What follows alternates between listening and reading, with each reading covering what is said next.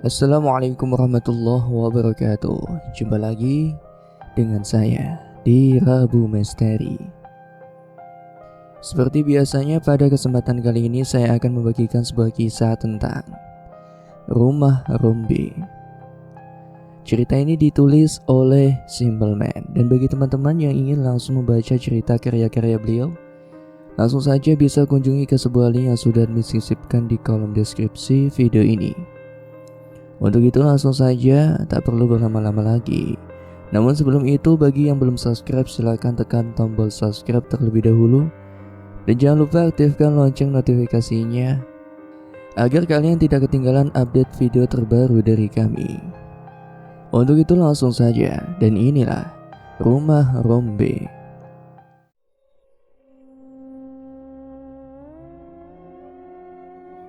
Tidak ada yang tidak mengenal peristiwa ini. Sebuah peristiwa yang dulu sempat membuat geger satu desa, bahkan begitu mengerikan tragedi ini, sehingga membuat banyak orang bergidik ngeri tiap melihat saksi bisu peristiwa ini. Iya, benar. Itu adalah Rumah Rombe. Sebelum saya mulai masuk ke bagian ceritanya, tidak ada salahnya bila saya kembali mengingatkan bahwa peristiwa semacam ini sebenarnya banyak di sekeliling kita. Hanya saja apakah kita begitu peka untuk menyadarinya? Karena apa yang kalian akan dengar ini merupakan satu dari sekian banyak peristiwa-peristiwa yang mungkin di luar nalar kita. Manusia kadang terlalu kecil untuk tahu apa yang tidak seharusnya diketahuinya, dan mungkin ketidaktahuan itu adalah hal yang membuat manusia dapat bertahan di tengah banyaknya kengerian di sekeliling kita. Baiklah, cukup untuk intronya. Jadi, mari kita mulai. Tahun 2005 saya sudah kelas 5 SD. Sebelumnya saya akan jelaskan kembali di mana saya tinggal. Saya tinggal di sebuah kecamatan dengan dua desa yang dipisahkan oleh sungai kecil. Jauh di hilir sungai ada sebuah pabrik gula bekas peninggalan Belanda. Kita tidak akan membicarakan pabrik itu karena nanti akan ada waktunya untuk saya menceritakan apa yang ada di sana. Sesuatu yang mungkin kadang tidak bisa diterima oleh akal sehat.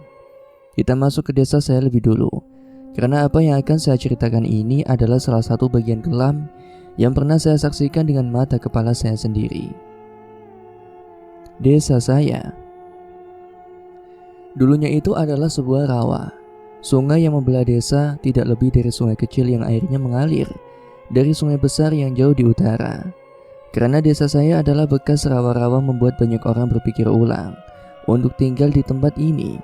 Tapi yang saya pernah dengar dari cerita bapak soal desa saya adalah hanya ada 7 orang yang pertama kali tinggal di wilayah ini. Itu sebelum desa ini resmi dikenal. 7 orang ini adalah cikal bakal yang membabat habis semua tumbuhan liar dan pohon besar untuk dijadikan tempat tinggal. Namun yang harus diketahui, sebelum 7 orang ini rupanya ada satu keluarga yang lebih dulu tinggal di desa ini. Dia dikenal dengan Mbak Putri, wanita parubaya yang tinggal seorang diri di sebuah rumah tua peninggalan Belanda. Disinilah keanehan itu terjadi. Konon dari cerita bapak, rumah Mbak Putri adalah sebuah rumah yang menakutkan. Ada perasaan ngeri setiap kali memandang, dan Mbak Putri sendiri hanya tinggal seorang diri. Padahal rumah itu cukup besar untuk ditinggali sebuah keluarga besar. Disinilah saya patut bangga. Kenapa? Karena 7 orang yang pertama kali membuka lahan di desa ini adalah kakek saya. Sekarang saya tahu kenapa kakek saya bisa membagikan tanah yang luas untuk 10 anaknya itu. 10 anak, bayangkan. Bapak sendiri adalah anak ketiga dari 10 bersaudara. 6 lainnya saya juga kenal. Usia mereka hampir sama dengan kakek saya. Dan saya gak heran tiap melihat mereka dan mendengar cerita bagaimana mereka menjadi yang pertama kali untuk membuka lahan. Saya sangat bangga. Tapi yang saya ceritakan tidak ada hubungannya dengan mereka, karena cerita ini dimulai dari rumah Mbak Putri. Seperti yang saya bilang, Mbak Putri hanya tinggal sendirian. Beliau tidak memiliki seorang anak, apalagi cucu. Jadi apakah Mbak Putri tidak memiliki suami? Jawabannya tidak. Mbak Putri dulu memiliki suami, namun mereka sudah meninggal. Apa saya baru saja bilang mereka? Iya, Mereka yang saya maksud adalah lebih dari satu. Mbak Putri pernah menikah lebih dari 14 kali. Awalnya sih saya nggak percaya. Maksud saya mana ada orang yang bisa menikah sampai 14 kali. Tapi kemudian saya percaya ketika cerita itu muncul dari nyokap saya sendiri.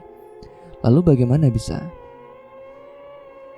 Jawabannya Mbak Putri rupanya bukan wanita sembarangan. Banyak yang mengatakan beliau berdarah ningrat, sehingga ilmunya sangat tinggi. Lelaki yang menikahinya tak lebih dari lelaki yang tertarik dengan paras ayu beliau. Namun konon Mbak Putri memiliki perewangan atau pengikut yang tidak pernah suka Mbak Putri dinikahi oleh lelaki biasa. Sehingga banyak dari mereka yang akhirnya jatuh sakit, kemudian meninggal. Cerita ini ya sekedar cerita, mitos terkadang hanya sebuah cerita usang. Saya kadang berpikir lagi, apakah itu benar? Sayangnya saya tidak pernah bertemu dengan Mbak Putri. Seingat saya, tapi nyokap selalu membantah. Setiap kali saya ngomong, saya nggak kenal sama Mbak Putri. Nyokap akan bilang bahwa waktu kecil saya sering digendong sama Mbak Putri dan beliau sangat menyukai saya. Setiap dengar nyokap ngomong itu, saya selalu merinding. Oke, lalu sekarang, apa hubungannya dengan rumah Rombe? Baiklah, setelah ini kita masuk ke menu utamanya. Saya sarankan untuk kalian yang mendengar cerita ini, saya tidak niat untuk menakut-nakuti kalian atau membuat kalian berpikir bahwa apa yang saya bagikan ini hanya omong kosong. Tapi saya cuma bisa bilang, kejadian yang akan saya ceritain adalah satu dari sekian banyak hal yang bisa menimpa siapapun. Terkadang kita tidak sendirian. Saya ceritain dari awal kisah ini dibuka seperti yang saya bilang. Waktu itu saya masih kelas 5 SD pada tahun 2005. Saya masih tinggal bareng kakek saya dan tentu saja saudara-saudara bapak karena orang zaman dahulu kebanyakan tetangga dengan saudara kandung mereka sendiri. Termasuk bapak di depan rumah saya. Sekitar 300 meter ada sebuah rumah besar, megah, luasnya sendiri bisa 6 kali luas rumah saya. Namun semenjak pemiliknya meninggal, rumah itu menjadi kosong. Rumah itu adalah rumah milik Mbak Putri. Setiap kali pulang mengaji, mau tidak mau, saya harus melewati depan rumah itu. Dan entah kenapa setiap melihat rumah itu, ada satu titik kecil, rasa penasaran yang membuat kadang kaki saya seolah-olah diajak untuk masuk ke sana. Seolah-olah rumah itu bisa menarik rasa penasaran seseorang. Bertahun-tahun rumah itu dibiarkan kosong begitu saja. Rumput liar sudah mulai tumbuh di halamannya. Terkadang bila ada waktu, bapak dan tetangga ikut memotong rumput biar terlihat lebih rapi. Di depan rumah itu ada sebuah pohon mangga. Pohonnya besar, jauh lebih besar dari pohon mangga biasa. Rumahnya sendiri menghadap ke utara. Tidak ada pagar di sekelilingnya. Hanya 2 pintu dengan corak Eropa. Lantainya masih menggunakan bahan tekel. Saya pernah tanya nyokap, kenapa rumah itu dibiarkan kosong? Nyokap bilang tidak ada yang mewarisi tanah dari rumah itu. Sampai suatu hari saya lihat Kijang lama berhenti di rumah itu. Rupanya rumah itu sudah dibeli, dimiliki oleh seseorang, dan tidak akan lama lagi rumah yang sudah kosong bertahun-tahun itu akan ada yang menempati lagi. Saya memiliki firasat buruk soal ini. Keluarga Rombe, itu yang pertama saya dengar waktu nyokap ngobrol sama bapak. Keluarga Rombe bukan orang asli Jawa. Seingat saya, beliau berasal dari Kalimantan. Alasan kenapa beliau tinggal di sini adalah karena keluarga Rombe memiliki bisnis di bidang pembuatan bego atau sak untuk padi. Keluarga Rombe dipimpin oleh Ibu Parubaya. Mungkin usianya, kalau tidak salah sih, sekitar 51 tahun. Masih bugar, beliau menggunakan bahasa Indonesia. Belum bisa menggunakan bahasa Jawa. Beliau memiliki 3 orang anak, paling tua adalah Mas Romi. Usianya mungkin 21 tahun waktu itu. Anak keduanya adalah seorang perempuan, namanya Mbak Russell. Usianya sekitar 18 tahun. Dan yang bungsu namanya Tommy, 14 tahun. Penilaian saya tentang mereka adalah mereka keluarga baik-baik. Bahkan baru pertama kali kenal mereka membagi-bagikan makanan ke tetangga. Selain itu mereka juga tidak pernah lupa untuk menyapa tetangga. Bukan kriteria orang kaya yang sombong. Lalu semua dimulai pada saat itu. Suatu malam Bu Rombe pernah bermimpi. Beliau didatangi oleh orang yang tubuhnya besar dan tinggi. Kulitnya hitam pekat. sehingga wajahnya tidak kelihatan. Tidak hanya satu melainkan bergerombol. Mereka meminta Bu Rombe untuk mengikutinya. Saya ingat sekali karena Bu Rombe pertama kali menceritakan ini sama nyokap saya. Saya cuma curi-curi dengar. Dan karena waktu itu saya cuma anak kelas 5 SD, mungkin pikir nyokap saya nggak akan mengerti. Saya bisa lihat mata Bu Rombe berair seperti menangis. Bibirnya gemetar, nyokap hanya mengatakan agar beliau tenang. Sesekali mengelus bahu, kumpulan makhluk hitam itu membawa Bu Rombe bertemu dengan satu makhluk yang besarnya berkali-kali lipat dari makhluk yang membawanya. Begitu besarnya sampai Bu Rombe tidak bisa melihat wajahnya. Nyokap hanya mengatakan, "Dalboh, hantu tinggi besar," saat bertemu. Bu Rombe mendengarkan makhluk itu berbicara bahwa mereka tidak keberatan keluarga Bu Rombe tinggal di sini. Namun mereka mengingatkan untuk berhati-hati selama tinggal di rumah ini. Bu Rombe tidak mengerti maksud ucapan itu. Saya cuma mendengarkan dan masih bisa melihat wajah ngeri Bu Rombe. Setelah itu Bu Rombe terbangun begitu saja. Sejak saat itu, banyak kejadian-kejadian janggal terjadi, dan ini semua hanya menimpa Bu Rombe. Mula-mula waktu Bu Rombe mendengar suara bising di dapur, beliau pergi untuk melihat, dan ketika sampai di dapur, beliau melihat gayung melayang begitu saja. Awalnya ini semua masih bisa ditahan oleh Bu Rombe karena beliau adalah Kristen yang taat. Namun semakin lama semakin menjadi-jadi. Kamarnya Bu Rombe ada di dekat ruang tamu. Di lorong pertama di samping jendelanya ada pohon jambu air. Pernah waktu beliau sedang tidur ada suara tawa cekikikan dari luar jendela. Karena penasaran beliau mengintip lewat celah jendela. Dan betapa terkejutnya beliau waktu melihat ada wanita bergaun merah duduk di salah satu tiang pohon jambu air. Menatapnya dengan mata hitam. Semua kejadian ini hanya diceritakan pada nyokap. Karena rumah saya adalah rumah yang paling dekat dengan rumah Bu Rombe. Selain itu nyokap bila ada kesulitan keuangan, Bu Rombe lah yang selalu membantu. Nyokap pernah ngasih saran untuk memanggil kiai atau orang pintar. Bu Rombe menolaknya. Beliau adalah umat Kristen yang taat dan memanggil kiai atau orang pintar tidak ada dalam imannya. Namun bukan berarti Bu Rombe pasrah dengan keadaan ini. Pernah suatu ketika ia memanggil teman gerejanya, seorang wanita uzur, dan ketika wanita itu menetap selama semalam, wanita itu menjerit tak henti-hentinya dengan mengatakan bahwa rumah ini dibangun di tanah terkutuk. Hal ini sempat membuat orang-orang desa berkumpul. Karena wanita itu terus berteriak dan menjerit seperti kesetanan, Bu Rombe semakin takut, sementara anak-anaknya tidak tahu apa-apa tentang semua gangguan-gangguan itu. Rupanya terus berlanjut dan menjadi semacam rutinitas bagi Bu Rombe sampai beliau tahu di mana tempat dan siapa penunggunya.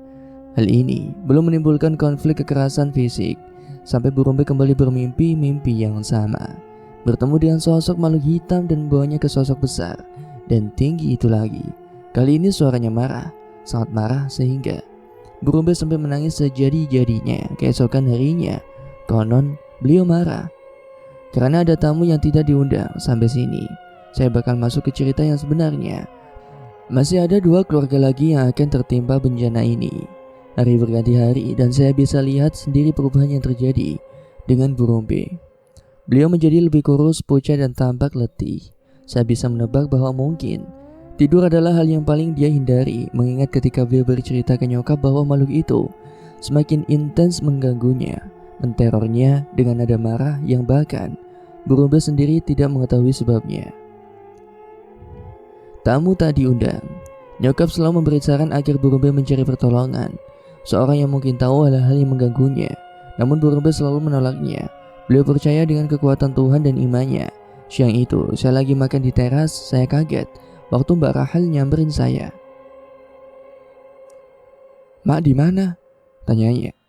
Wajahnya panik. "Kok pawon kai?" "Di dapur," kata saya. Nyokap yang mendengar suara Mbak Rachel buru-buru keluar. Air matanya sekarang keluar. Nyokap segera berlari dengan Mbak Rachel untuk menuju rumah. Saya ikut di belakang mereka. Begitu sampai dalam rumah, Mbak Rachel menuju kamar Bu Rombe. Dibukanya pintu itu dan seketika bau anyir bangkai tercium menyengat. Begitu menyengat sampai saya nggak mau masuk lebih jauh, tapi saya bisa lihat dengan mata kepala sendiri. Bu Rombe tengah duduk di atas ranjangnya, matanya merah baru menangis. Kondisinya benar-benar tidak karuan. Kemudian beliau muntah cairan hitam yang saya yakin itu adalah bukan darah. Warnanya hampir sama dengan darah mengering, Tapi itu bukan darah, karena bau anyir busuk itu berasal dari cairan itu. Tolong, ucapnya. Tolong. Nyokap langsung lari, mencari Pak RT dan Pak RT datang dan beberapa warga. Tapi ketika mereka masuk, saya ingat, Bu Rombe malah tertawa, kemudian berteriak lantang. Matu! Bingung, itu yang saya yakin sekarang ada di dalam pikiran Pak RT dan bapak-bapak. Karena setiap kali Pak RT mengingatkan untuk istighfar, Bu Rombe justru tertawa dan sambil berkata, "Apa iku istighfar? Imanmu kuwi cek jentik tanganku, gak usah gaya-gayaan." Tegang wajah semua orang, termasuk saya yang ada di baris paling belakang, sekedar mengintip. Di luar rumah orang-orang berdatangan semakin ramai. Mbak Rasel kemudian mendekat. "Kamu siapa? Mama mana bisa bahasa Jawa?" "Makmu." Dia tertawa lagi, lebih keras dari sebelumnya. "Aku kok makmu Jawa tok." Pak RT cuma menahan Mbak Rasel agar tidak mendekatinya, sampai Mbak Gimon muncul. Beliau masuk ke kamar dan melihat langsung apa yang ada di depannya. "Demit anjing," Mbak Gimon ujarnya. Mbak Gimon adalah tetangga jauh saya. Kesehariannya hanya berkebun, tapi beliau pernah menghadapi hal-hal semacam ini, yaitu ketemblekan atau kesurupan yang bikin saya takjub. Mbak Gimon tidak membacakan ayat suci untuk hal mistis semacam ini, karena setahu saya, cara itu yang dilakukan untuk mengusir. Sebaliknya Mbak Gimon hanya menekan jari-jari kaki Ibu Rombe. Lalu Bu Rombe menjerit sambil memaki-maki. Bapak-bapak inisiatif memegangi badan Bu Rombe yang mulai mencakari wajahnya sendiri. Setelah beberapa saat, Bu Rombe jatuh pingsan. Mbak Gimon kemudian melotot melihat ke kamar Bu Rombe, seperti ada yang beliau cari. "Kok Diki? Di mana ini?" katanya. "Golek apa toh, Pak?" "Cari apa, Pak?" kata warga yang kebingungan. Mbak Gimon keluar dari kamar Bu Rombe, berbelok masuk kamar Rasel. Semua orang mengikuti. Akhirnya, dia membawa keluar sebuah boneka beruang kecil. "Kamu dapat ini dari mana, Nak?" Mbak Rachel yang awalnya kebingungan lalu menjawab, "Dikasih, Mbah, sama orang yang waktu pulang sekolah." "Lain kali jangan-jangan ya. Jangan mau lagi. Jangan mau kalau kamu dikasih apa-apa sama orang asing." Dirobeknya boneka itu dan di dalamnya ada boneka kayu kecil. Di ujungnya ada beberapa helai rambut. "Ana sing gak seneng ambek keluarga iki. Pantes firasatku elek terus lewat rumah iki. Ada yang gak suka sama keluarga ini. Pantes saja firasatku jelek terus setiap kali melewati rumah ini." Nyokap saya maju dan menceritakan semuanya. "Oh alah, ngono ta," kata Mbak Gimon. Disinilah Mbak Gimon akan membuka rahasia yang nanti bakal jadi bencana bagi keluarga Rombe. Bu Rombe akhirnya tahu apa yang menimpa mereka, termasuk masuk dari tamu itu yang rupanya Mbak Rachel lah yang membawa benda asing masuk. Ibaratnya ada tamu yang tidak diundang masuk ke kawasan yang padat makhluk begituan. Hal itulah yang membuat mereka begitu murka. Mbak Gimon bertanya pada Bu Rombe, apakah beliau setuju bila urusan rumah ini diserahkan sama beliau? Karena sejujurnya Mbak Gimon tidak tega melihat Bu Rombe disiksa dengan cara seperti ini. "Saya Kristen, Pak, jadi kurang percaya sama hal begituan. Mohon maaf," ucap beliau. Saya yang selalu nempel nyokap mendengar Mbak Gimon mengatakan, "Jaga gandrang, itu yang neror dirimu bila kamu ingin tahu." Nyokap menjelaskan pada Bu Rombe, dan Bu Rombe kemudian bertanya, "Apa itu jaga gandrang, Mbah?" tanya Bu Rombe. "Pasukan jin," kata Mbak Gimon. "Pasukan ini sudah lama ditanam oleh yang punya rumah ini dulu. Kamu tidak disukai sebenarnya di sini. Tidak diterima. Tahu akibatnya?" Nyokap yang nerjemahin. "Apa akibatnya, Mbah?" kata Bu Rombe. "Sial, hancur, busuk, bahkan bisa sampai mati," kata Mbak Gimon. Nyokap sampai tidak bisa menjelaskan itu pada Bu Rombe. Beliau hanya bersimpati. Namun Bu Rombe tampaknya tahu apa yang diucapkan oleh Mbak Gimon. "Lalu, saya harus apa, Mbah?" "Dibongkar ae kabeh. Nek awakmu gelem percaya aku iso paling bongkar." Dibongkar saja semua. Bila kamu percaya saya, aku mungkin bisa membongkarnya. Bu Rombe kemudian mengiyakan tawaran Bagimon. 7 hari kata Bagimon, beliau mau berpuasa terlebih dulu. Saya ingat malam itu rame, karena sampai ngadain bentengan, potong kepala sapi sampai tumbengan warga. Semua itu ditanggung oleh Bu Rombe. Keesokan malamnya Bagimon melalui ritualnya. Beliau hanya memutari rumah. Beberapa kali tampak menancapkan pasak. Pasaknya dari bambu kuning dan di ujungnya ada tali pocong. Bu Rombe hanya duduk di teras. Sementara warga berkerumun melihat, seperti pertunjukan. Saya kadang rada nyengir kalau ingat ini. Maksud saya hal yang kayak begini memang seharusnya tidak perlu dibuat seheboh ini. Namun omongan mulut dari mulut ke mulut tentu maksud tujuan asli Bagimon seolah menguburkan niat baik beliau untuk menjadi ajang pamer ilmu. Saya tidak diperbolehkan keluar rumah, padahal banyak warga yang nonton secara langsung. Akhirnya saya cuma bisa curi-curi lihat dari jendela kamar. Di sini malapetaka terjadi. Saya tidak tahu apa yang dilakukan Bagimon karena 9 orang langsung jatuh pingsan. Hal ini membuat warga panik, tapi Bagimon hanya bilang mereka hanya kerasukan biasa, bukan hal serius. Kadang malapetaka kecil adalah pertanda untuk malapetaka yang lebih besar. Acara yang semula ramai menjadi sepi dan hening. Saya yang di dalam rumah bahkan bisa merasakan angin sudah berubah jauh lebih dingin. Imbasnya dimulai ketika Bu Rombe tiba-tiba menangis. Bu Rombe menangis di teras rumah. Bagimon yang melihat gelagat itu mendekatinya. Ketika Bagimon mendekat, Bu Rombe tertawa cekikikan, kemudian menangis lagi, tertawa lagi. Hal itu terus terjadi sepanjang malam. Disitulah Bagimon tahu di mana batasan dia harus berhenti. Esok harinya, Bagimon meminta maaf. Dia tidak bisa lagi membantu Bu Rombe. Akibatnya setiap malam Bu Rombe akan melakukan hal yang sama, tertawa, menangis, tertawa lagi, kemudian menangis lagi. Namun yang paling buruk dari itu adalah di punggung Bu Rombe selalu ditemukan luka lebam biru. Padahal beliau baik-baik saja. Keluarga besar Bu Rombe akhirnya menyarankan agar beliau meninggalkan rumah itu. Bahkan pihak keluarga sampai harus melakukan pembersihan. Namun itu tidak merubah apapun. Nasi sudah menjadi bubur. Tepat 4 bulan setelah mereka pergi dari rumah itu, Bu Rombe meninggal dunia. Saya tidak tahu karena apa beliau meninggal. Orang-orang mengatakan beliau sakit keras. Namun cuma nyokap saya bilang, bila beliau diikuti sejak kejadian malam itu. Nyokap bicara bukan karena dasar.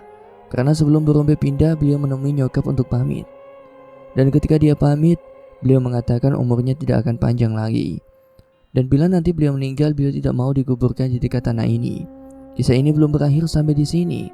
Karena ada 2 keluarga lagi yang kelak akan tinggal di rumah itu.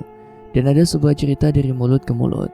Pernah suatu malam di jendelanya, seorang melihat Bu Rombe berdiri di sana, melotot memandang keluar rumah. Ada yang berpikir kisah ini berakhir setelah Bu Rombe meninggal. Maka hal itu salah besar.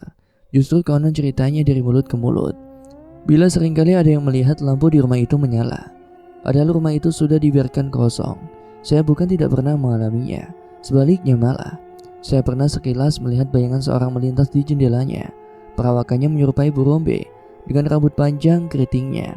Tapi dari semua cerita tentang sosok menyerupai Bu Rombe itu, tidak ada yang mengalahkan kisah ini.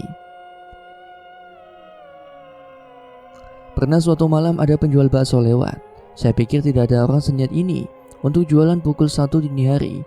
Maksud saya siapa juga yang mau makan bakso jam 1?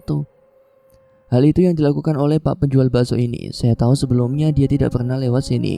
Lewatlah dia di depan rumah, kemudian seseorang memanggil, "Bakso mas," kata suara yang memanggil. Keluarlah yang konon, kata penjual bakso. Seorang wanita parubaya mengenakan gaun tidur putih dari rumah tersebut. Si pedagang melayani seperti biasa. Namun kisah ini pertama kali diceritakan oleh Mas Edi. Mas Edi kebetulan dapat giliran jaga. Ketika Mas Edi melihat dari jauh gerobak bakso yang tengah berhenti, Mas Edi mendekatinya, berniat untuk memesan untuk mengganjal perutnya yang lapar. Entah apa atau apa, ketika Mas Edi memperhatikan dengan seksama, yang di hadapannya adalah sosok wanita. Masalahnya, kaki wanita itu tidak menapak tanah. Mas Edi menunggu lama sampai akhirnya tukang bakso itu kembali menjajakan dagangannya. Begitu sudah jauh di rumah itu, Mas Edi menegur tukang bakso. Mas, sini," kata Mas Edi. Tidak yakin apakah harus memberitahu. "Tadi siapa mas yang beli baksonya?" "Itu yang punya rumah kayaknya sih mas," Saya tidak tahu. Saya tidak bisa jualan di sini, Mas. Kenapa sih? Tanya si pedagang. Masnya tahu gak kalau rumah itu sekarang kosong? Si pedagang mulai menaruh curiga. Lah, tadi yang beli. Mohon maaf, Mas. Sepertinya kuntilanak, Mas, jawab Mas Edi. Alih-alih si pedagang merasa takut, beliau justru sekarang tahu alasan kenapa pertanyaan yang mengganjalnya sekarang terjawab. Oh, pantas, Mas, kata si pedagang. Pantas gimana maksudnya? Tanya Mas Edi. Mana ada orang bayar bakso dengan daun? Setelah itu, pedagang bakso itu pun pergi. Saya rasa cerita ini cukup untuk menutup keluarga Bu Rombe dan kenapa rumah itu begitu terkenal dengan nama Rumah Rombe. Saya ingat nyokap baru ngasih tahu kalau kita akan pindah rumah. Jujur saya tidak suka diajak pindah, meskipun masih satu desa hanya bergantian RT. Saya sudah nyaman. 2 bulan sebelum saya pindah, saya lihat ada sebuah mobil berhenti di depan rumah Bu Rombe. Rupanya itu adalah Mas Romi. Di sampingnya ada seseorang, pria dan wanita. Usianya antara nyokap saya. Saya cuma melihat dari jauh. Tampaknya Mas Romi sedang berbicara dengan mereka. Beberapa hari kemudian saya akhirnya tahu bila rumah itu terjual pada keluarga baru yang akan menempati rumah itu. Entah keluarga yang akan menempati rumah itu tahu atau tidak, namun bila saya jadi mereka, saya tidak akan pernah mau beli rumah itu sekalipun dijual dengan setengah harga. Namun rupanya keluarga ini begitu suka dengan rumah itu, karena keesokan harinya mereka bertamu di rumah saya. Mereka berasal dari Jawa Tengah, sebuah keluarga Kristen. Mereka juga bercerita memiliki 2 anak putra. Namun mereka baru akan datang 2 hari lagi. Yang tua seumuran dengan saya, yang bungsu usianya masih 7 tahun. Dan kemungkinan mereka juga akan pindah sekolah di sekitar sini. Dari semua keluarga yang bakal saya ceritain, keluarga inilah yang paling akrab dengan saya. Karena mungkin mereka memiliki anak yang seusianya, sebaya dengan saya. Besoknya saya diminta Pak Albert, nama bapak yang akan menempati rumah ini, dengan Bu Eli, menyambut anak mereka, Stefanus dan Eng. Waktu saya lihat Stefanus, saya sempat minder. Walaupun usianya sama dengan saya, perawakannya tinggi besar. Namun ketika saya melihat saudaranya si Eng, saya tidak mau komentar apapun. Sebelumnya saya minta maaf karena si Eng rupanya memiliki kelainan mental. Ada hal yang menarik perhatian saya dari Eng. Waktu pertama kali masuk, saya mengejutkan dia berlari dengan gelagat seperti anak usia balita. Dia berlarian ke sana kemari. Namun mendadak dia berhenti di depan kamar yang dulu dipakai oleh Bu Rombe. Dia diam saja di sana lama, kemudian mengatakan dengan senyuman ganjil, "Ante." Waktu itu saya belum paham apa yang diucapkan, sampai Stefanus mengatakan, Eng biasanya berbicara dengan logat kurang sempurnanya. Saya berdiam diri sebentar sebelum saya berpikir. Ante terdengar seperti ucapan tante. Saya merinding mendengarnya. Saya mencoba bersikap biasa saja, terutama saat saya ada di dalam rumah itu. Suasana tidak enak sangat terasa. Pak Albert minta saya ikut berkeliling rumah, melihat ada apa saja. Sebenarnya saya tidak mau, tapi Stefanus waktu itu cerita mau ngajak saya main game. Game waktu itu adalah hal yang sangat mahal, jadi saya iakan. Sebelumnya saya cuma pernah ke rumah ini, tidak lebih melewati kamar Bu Rombe. Di sebelahnya masih ada 2 kamar lagi yang saya pikirkan dulu adalah kamar Mbak Rahel dan Mas Romi dulu. Rumah ini saya baru tahu bila rumah ini rupanya sebesar ini. Kalau kalian tahu, kebanyakan rumah Belanda rata-rata dibangun dengan pondasi yang tinggi. Saya tidak tahu kenapa, karena kebanyakan rumah model Belanda selalu memiliki tangga untuk naik maupun turun, dan sekarang saya tahu. Rupanya letak kamar mandi jauh di bawah. Saya harus menuruni anak tangga yang tingginya tidak lebih dari 1 meter. Di sana ada beberapa pintu kamar dan dapur. Dapurnya sendiri masih menggunakan tungku dan beralaskan tanah, sementara lantai di atas menggunakan takel. Dari semua tempat di rumah ini, suasana paling menakutkan memang ada di area dapur dan kamar mandi. Bulu kuduk saya merinding. Pak Albert hanya melihat ke sekeliling. Namun perasaan saya semakin tidak enak waktu Pak Albert membuka pintu demi pintu di area dapur. Seperti firasat muncul begitu saja. Di dalam kamar-kamar itu hanya ada ranjang-ranjang tua, temboknya pengap dan sedikit bau. Bila kalian ingin membayangkan, bayangkan saja sebuah ruangan di dalam penjara. Nyaris seperti itu. Suasana kamar di lantai bawah. Setelah saya balik, saya sampai kepikiran tidak mau lagi balik ke rumah itu. Sementara waktu, rupanya gangguan-gangguan itu mulai bermunculan ketika saya dengar Stefanus bercerita. Stefanus menggunakan kamar nomor 2 yang dulu menjadi kamar Rahel, sementara Dieng menggunakan kamar yang dulu digunakan Bu Rombe. Kamar ketiga tentu digunakan oleh Pak Albert dan Bu Alice. Stefanus pernah bercerita waktu tengah malam dia terbangun karena tiba-tiba merasa haus. Kemudian karena air ada di dapur, maka ia pergi ke sana sendirian. Begitu menuruni tangga, Vanus merasa dirinya tidak sendirian. Setelah mengambil air di kendi dan menuangnya dalam gelas, Vanus mendengar suara-suara seperti ranjang reot ketika diduduki. Kret. Suaranya berasal dari salah satu kamar. Karena penasaran, Vanus pun mendekat. Suaranya semakin keras sampai Vanus berdiri di depan kamar itu. Tangannya sudah siap membuka pintu, namun Pak Albert menepuk bahunya. Sudah minumnya? Vanus kaget. Pak Albert meminta Vanus kembali ke kamarnya. Keesokan harinya pintu itu disegel oleh Pak Albert. Saya yang mendengar tidak berkomentar sama sekali. Bahkan waktu Vanus bilang, mau tidak menginap di rumahku malam ini? Papa gak ada di rumah malam ini, jadi kita buka kamarnya. Saya cuma nyengir, kemudian menolaknya keras-keras. Jadi berikutnya waktu saya main game sama Vanus, tahun segitu sih biasanya yang saya mainin itu cuma game Mario sama game sirkus. Pas saya lagi asyik-asyik main, saya dengar suara berisik di kamar Sieng. Vanus baru saja tidur, membiarkan saya main game sendirian. Awalnya saya acuin suara itu, tapi suaranya semakin menjadi-jadi. Saya rada kesal, walaupun kelainan si Eng ini pecicilan dan tidak bisa diam. Saya inisiatif untuk lihat apa yang dia lakukan. Ketika saya buka pintu, saya kaget waktu si Eng sedang mengunyah sesuatu. Awalnya saya cuma lihat doang, sampai saya sadar yang dia gigit rupanya kecoa hidup. Saya lari bangunin Venus dan begitu dia bangun, kami kembali menemui Eng. Venus membuka mulutnya dan dia benar-benar nelan itu binatang. Gak pernah kayak gini, ucap Venus. Nanti biar saya aduin mami. Saya akhirnya pamit. Tapi sebelum saya keluar rumah, saya bisa lihat Eng nyengir ke arah saya terus menerus. Kayak dia ngeliatin saya entah kenapa. Saya sudah mulai mikir yang enggak tentang anak ini. Jujur saya tidak suka sama si Eng. Dan saya juga tahu si Eng juga tidak suka dengan saya. Tapi karena dia cuma anak berkebutuhan khusus, buat saya kadang harus jaga sikap. Sedangkan dia bersikap seenaknya. Saya biasa ngobrol sama Venus di teras. Dan kalian tahu apa yang Eng lakukan? Dia cuma ngeliatin, ngeliatin saya dari jendela. Nyengir, jelas saja saya terganggu. Tiap saya aduin ke Venus, dan Venus akan marah, si Eng akan bilang dengan ucapannya gak jelas. Ada awain. Anehnya, di telinga saya terdengar, Tante mau main. Saya putusin menghindar rumah itu. Suatu hari pulang dari sekolah, saya panggil Pak Albert. Ditanya ini itu kenapa saya tidak pernah main lagi ke rumahnya. Saya tidak bisa menjawab. Pak Albert mengajak ke halaman belakang, di mana dulu itu adalah tempat kamar mandi lama. Jadi semenjak Pak Albert tinggal di sini, beliau membangun kamar mandi baru. Area di sekelilingnya ditutup oleh pagar bambu. Di sana banyak ayam kate dilepas. Pak Albert mengatakan kalau beliau suka sekali berternak ayam kate. Waktu saya cuma ngelamun ngeliat-ngeliat ayam-ayamnya, Pak Albert mendadak bilang, "Kamu bisa lihat ya?"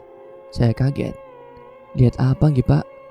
"Lihat begituan," katanya. "Boten Pak, boten sakit kulo." Oh, Pak Albert tersenyum lalu berucap, "Kalau gitu, bisa merasakan pastikan?" Saya cuma bengong melihat Pak Albert. Di sini saya baru tahu rupanya meski beliau Kristen tapi beliau bisa melihat hal-hal begituan. Saya kaget, lebih gak nyangka. Beda banget sama almarhum Ibu Rombe yang beragama Kristen dan tidak percaya dengan hal-hal yang seperti itu. "Kamu mau gak tak kasih tahu ada apa saja di sini?" Mendengar itu saya diam. "Kamarnya si Eng," kata Pak Albert. "Ada wanitanya." "Apa sebelumnya kamar itu dipakai wanita?" "Siapa namanya?" "Sebentar, Mama Rombe ya." Membicarakan hal seperti itu di tempat kejadian buat saya gemetar. Bagaimana saya tidak gemetar kalau mereka dengar bagaimana nasib saya? Rupanya Pak Albert tidak menghentikan pembicaraan ini, padahal saya sudah menunjukkan gelagat tidak nyaman. Si Eng itu berasa dijaga sama dia. Kamu juga hati-hati ya. Kalau kamu nunjukin ketidaksukaanmu sama si Eng, takutnya dia apa-apain kamu. Pak Albert bicara sambil tertawa. Yang paling jahat ada di dapur dan kamar mandi lama. Kayaknya penunggu tetap. Bentuknya mirip pasukan jin, kata Pak Albert. Wajahnya serem. Tidak pernah tertawa kayaknya. Di kamarnya ada mbah-mbah tua. Gak cuma satu, tapi banyak sekali. Pak Albert menerawang jauh. Saya penasaran. Rumah ini sepertinya dibangun di atas tanah pembantaian. Kemudian Pak Albert menunjukkan pohon jambu air. Kamu tahu ada apa yang ada di sana? Kuntilanak merah. Di sebelahnya ada 4 kuntilanak putih juga. Tahu bedanya? Ucap Pak Albert. Saya semakin tidak nyaman. Yang merah itu ganas, dan yang putih juga sama. Tapi yang merah biasanya main fisik. Tampaknya dia gak suka sama saya. Pak Albert nyengir kembali. Setelah lama akhirnya saya beranikan diri untuk bertanya. Bapak gak takut? Pak Albert kemudian mengatakan, Tuhan yang menciptakan mereka, kenapa harus takut? Saya antara kagum dan bingung. Sampai akhirnya saya ingat dan ngomong, nama pemilik sebelumnya memang burung Pak. Kata beliau meninggal karena... Pak Albert memotong ucapannya. Disantet ya? Saya yakin pasti disantet. Bapak tahu dari mana? Tanya saya. Bau daun jarak. Di kamarnya menyengat. Bau daun jarak. Dan juga masih ada makhluk yang membawa santetnya. Ucap Pak Albert. Maksudnya Pak? Si Eng sekarang sedang main sama jinnya. Dia yang menyerupai Mama Rombe. Bapak gak takut kenapa-napa? Si Eng juga kenapa-napa Pak? Tanya saya khawatir. Takut kenapa? Pada dasarnya mereka kayak kita, butuh teman. Mungkin mereka bisa lihat kalau Eng gak seperti kebanyakan manusia. Gimana maksudnya Pak? Menurut kamu mereka jahat apa tidak? Jahat Pak. Mereka jahat karena sudah membawa maut pada Bu Rombe. Pak Albert cuma tersenyum kemudian balik bertanya. Yang jahat mereka apa yang nyuruh? Saya tertegun. Yang nyuruh Pak? Bener, kata Pak Albert. Di agama saya mengajarkan kedamaian, tapi pada dasarnya manusia memang serakah. Mereka tidak lebih dari objek sebagai jalan pintas untuk mendapatkan sesuatu. Kalau mereka sudah mengganggu, itu karena awalnya terganggu. Di sini kita harus banyak bercermin, hidup berdampingan lebih baik. Pak Albert kayak tahu sesuatu yang ada dalam diri saya. Semua kalimatnya menohok, seolah memukul saya dengan anggapan bahwa semua makhluk semacam itu ya jahat, padahal ada sisi lain yang bisa diambil bila kita bijaksana. Saya akhirnya yakin bila Pak Albert memang sudah benar menempati rumah ini. Tapi saya tidak tahu bila dia menyembunyikan sesuatu, karena ketika saya tahu, saya sangat prihatin dengan akhir keluarga ini. Minggu pagi adalah hari kartun bagi anak-anak. Karena saya tidak punya TV dan satu desa yang punya TV bisa dihitung jari, saya pergi ke rumah Vanus.